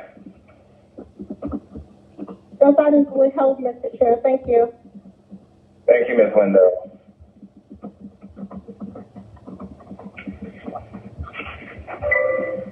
Should I move on to item number 17, Mr. Chair? Yes, Ms. Lindo, please sign the item. Item number 17 is 2020-1050. This is CDP 2163. This is an ordinance by Community Development and Human Services Committee to amend the land use element of the 2021 Aligned to Comprehensive Development Plan so to read designated property located at 1010, 1016, 1024, and 0 Donnelly Avenue Southwest rear and 960 Lawton Street Southwest from the low density residential 0 to 8 units per acre land use designation to the low density land use designation and for other purposes.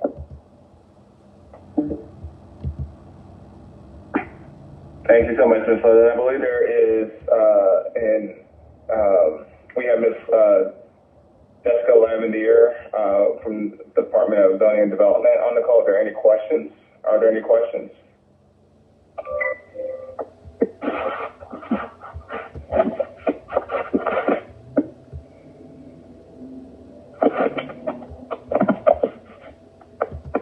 Hello? Approved. Hearing none, I will entertain a motion to approve. So moved. Motion by Councilmember Bond, seconded by Councilmember Westmoreland. Please open the vote. The vote is open, Mr. Chair. Thank you.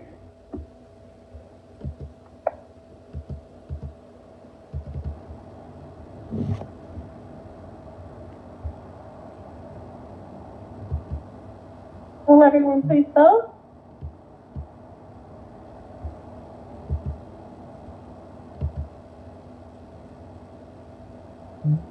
Mr. Chair, we rebooted the system. Are you able to? Yes, it looks correct. I believe there it goes. I'm showing 7 yeas, 0 nays, and 0 abstentions. The vote is favorable. The next item? Thank you. Yes, item, Mr. Chair, is item number 20, that's 20-1065. This is an ordinance by Councilmember Alex Juan correcting 20-1335 by correcting and decreasing the intergovernmental fund unappropriations, the amount of $118,345.66 for the purpose of correcting and decreasing the Hopwood TV administration allocation to the allowed amount and for other purposes.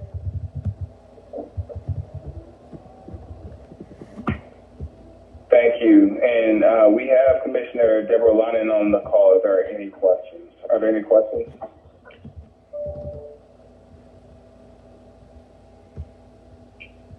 Hearing none, I would like to entertain a motion to approve. So moved. I have a movement by Councilmember Fines, a second by Councilmember Bakhtiari. Please open the vote. The vote is open, Mr. Chair.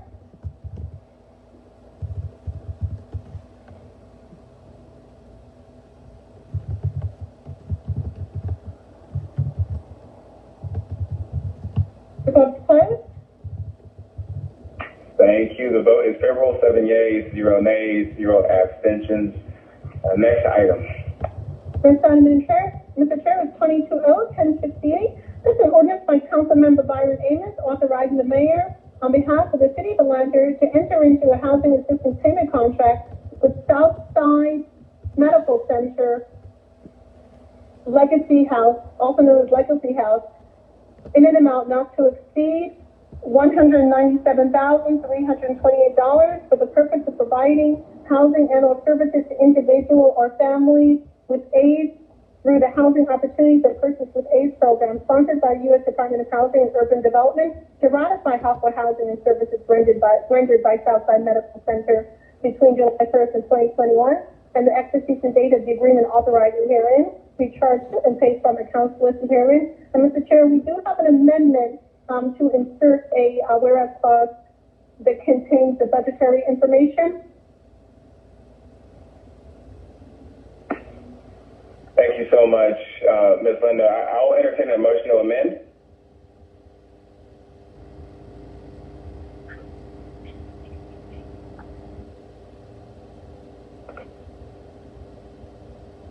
So moved. Second. Moved and seconded. Please open the vote.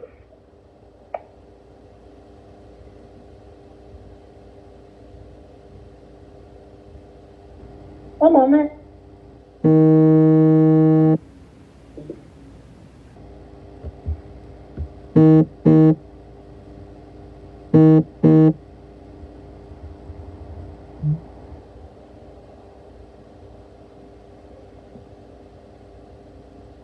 The vote is open, Mr. Chair.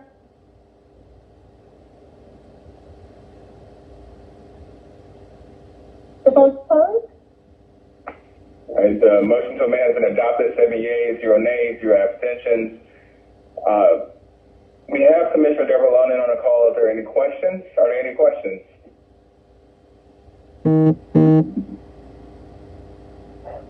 Hearing none, I would like to make a motion to approve as amended.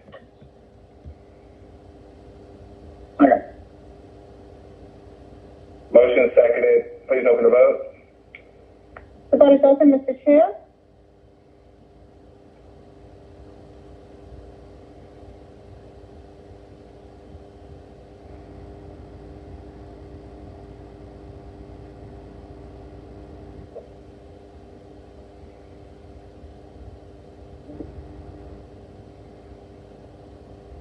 Will everyone please vote? Mr. Bond, how do you vote? Aye.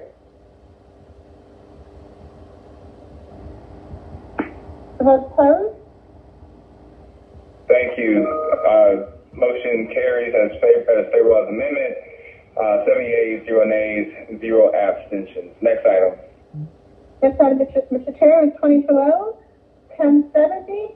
This is an ordinance by Councilmember Michael Jewin Bond authorizing the mayor on behalf of the city of Atlanta to enter into a housing assistance payment contract with Southside Medical Center Legacy Village in an amount not to exceed $187,140 for the purpose of providing housing and/or services to individuals and families with HIV/AIDS through the Housing for Opportunities Housing Opportunities for People with AIDS program, sponsored by the U.S. Department of Housing and Urban Development, and to ratify the HOPWA housing and services rendered by Southside Medical Centers, in this case Legacy Village, between July 1st, 2021, and the execution date of the agreement authorized herein. We charge currently pay some to the council herein and for other purposes.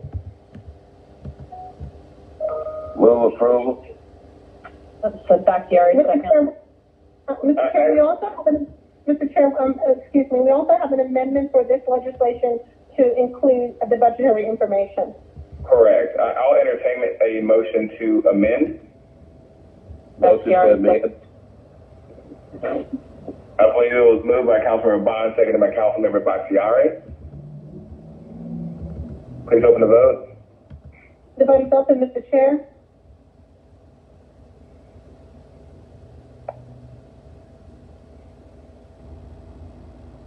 The vote is closed.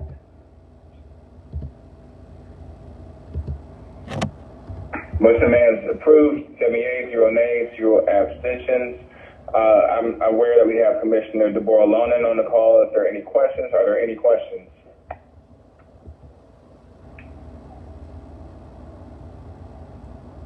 Hearing none, I will entertain a motion to approve. Move approval.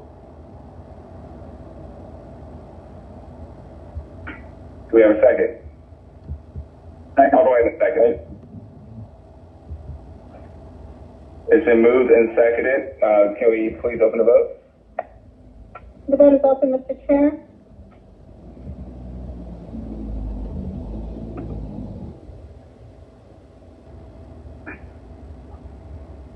The vote is closed. That's 7 yeas, 0 nays. And Mr. Chair, this would be as amended. Correct. This is approved as amended. All right, next item. Next item, Mr. Chair, 22-1071. Mr. Chair, we have an amendment that changes the caption. If you allow me to read the caption first, please. Please do, Ms. Lindo.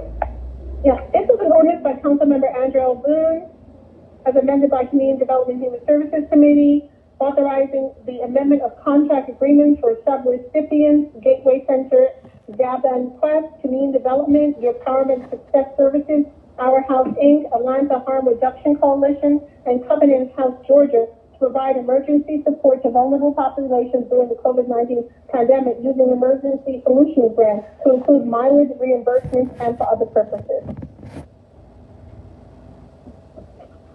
I'll go ahead and make a motion to amend. Can I get a second? Second, Bakhtiari. Seconded by Bakhtiari. Please open the vote. The vote is open, Mr. Chair.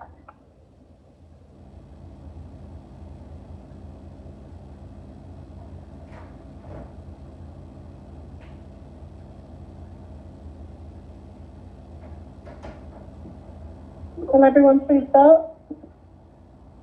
Mr. Bond, how do you vote? Aye. The vote is closed, Mr. Chair. The motion has been amended. 7 yeas, 0 nays, 0 abstentions. Ms. Lindo, please read the caption as amended, or do we need to do that still? I read that, Mr. Chair, so. Correct. So we have Commissioner Deborah Lonan on the call. If there are any questions, are there any questions?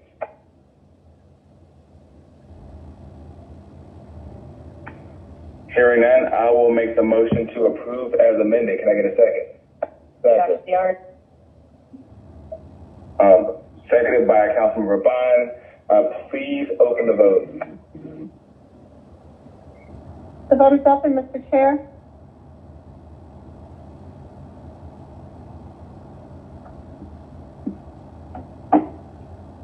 The vote is closed. The vote is closed. Favorable as amended. 7 yeas, 0 nays, 0 abstentions. Next item. Next item, Mr. Chair, number 24, that's 22-1071.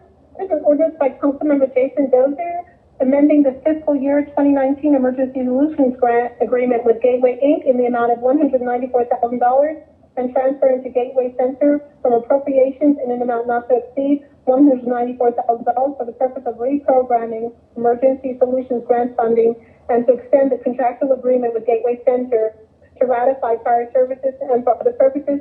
And Mr. Chair, we do have an amendment just to attach the Exhibit A, which is the resolution that initially granted the award. Thank you so much, Ms. Lindo. I'll actually go ahead and make a motion to amend. Bakhtiari, second. The motion has been seconded. Please open the vote. The vote is open, Mr. Chair.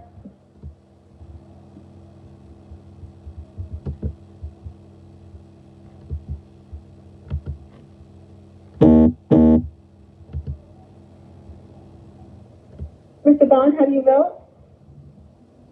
Aye.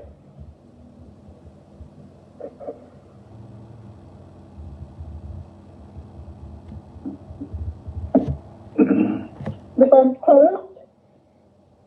All right. The motion to amend is approved. 7 yeas, 0 nays, 0 abstentions. I believe we have Commissioner Deborah Lonan on the call. Are there any questions? Are there any questions? Hearing none, I will make the motion to approve as amended. Can I get a second? Second. Seconded by Councilmember Bond. Please open the vote. The vote is open, Mr. Chair.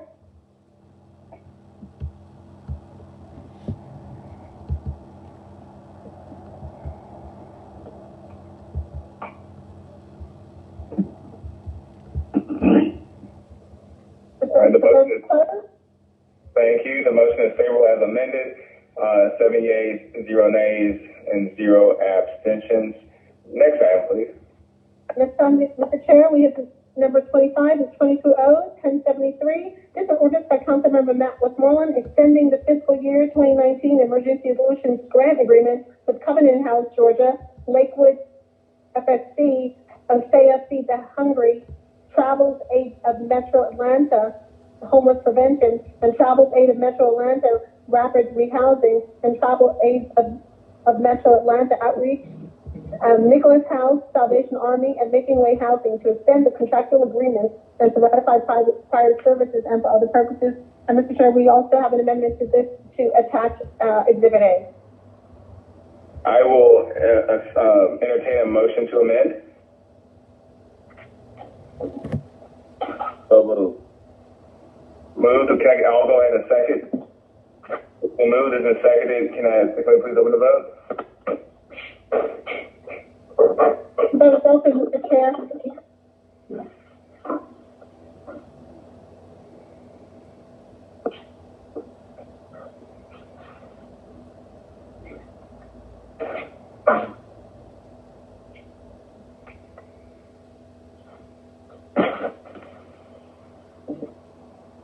Will everyone please vote?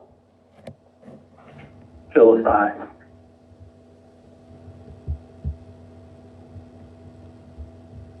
The vote is closed, Mr. Chair. Thank you so much. The motion to amend has been approved. 7 yeas, 0 nays, and 0 abstentions. Commissioner Lonan is on the call. If there are any questions, are there any questions? Hearing none, I will go ahead and make the motion to approve as amended. Can I get a second? Second. Second. Seconded by Councilmember Bakhtiari. Please open the vote. Vote is open, Mr. Chair.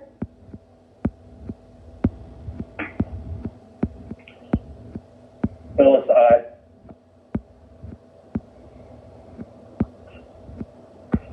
Mr. Bond, Councilmember Bond, please your vote. Aye.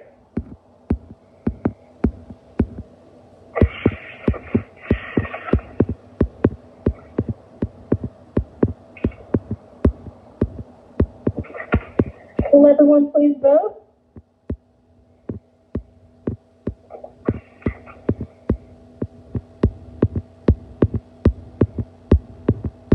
The vote is closed.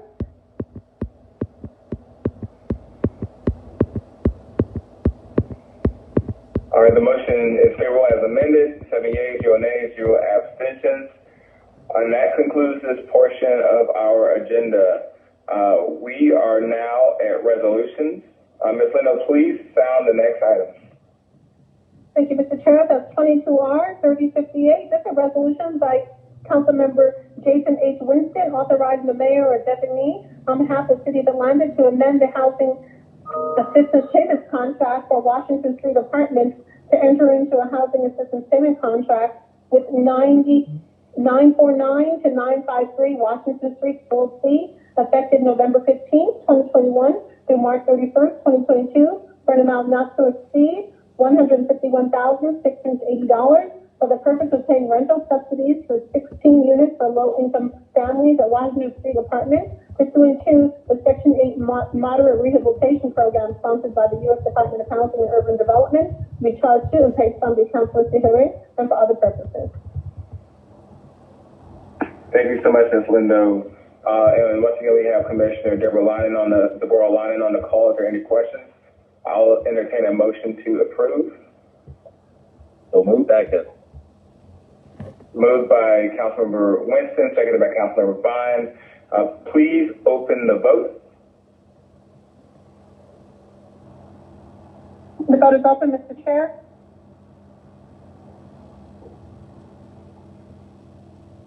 Phillips, aye.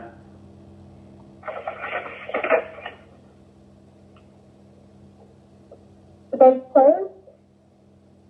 The motion is favorable, 7 yeas, 0 nays, 0 abstentions.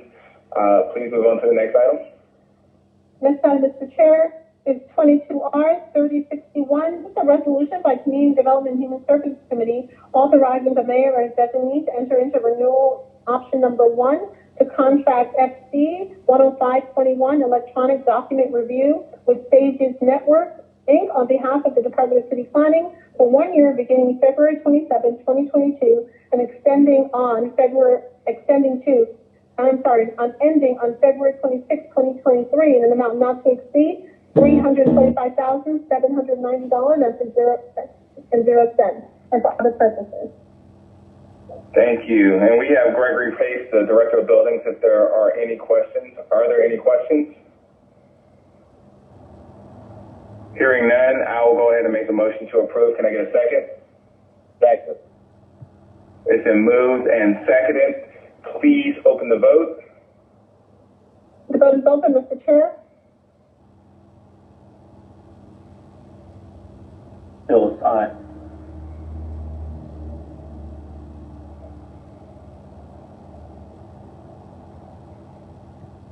The vote is closed. The motion is favorable, 7 yeas, 0 nays, and 0 abstentions. Next item. Next item, Mr. Chair, is 22R 3062. This is a resolution by Community Development and Human Services Committee authorizing the mayor or his designee to enter into renewal number 1 FC 1010514 Brownfield Revolving Loan Fund, qualified environmental professional with Cardinal Inc. for a term of 2 years beginning March 16th, 2022 and ending on March 15th, 2024 on behalf of the Department of City Planning in an amount not to exceed $177,000. All contracted work to be charged to and paid from accounts listed herein and for other purposes. Thank you. And we have Jessica Labadier, the Deputy Director of Zoning and Development, if there are any questions. Are there any questions? Hearing that, I'll go ahead and make the motion to approve. Can I get a second? Second. Second. Motion is seconded by Councilmember Bond. Please open the vote. The vote is open, Mr. Chair.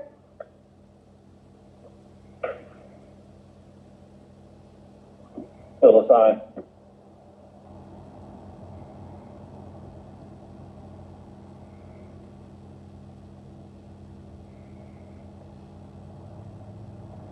The vote is closed.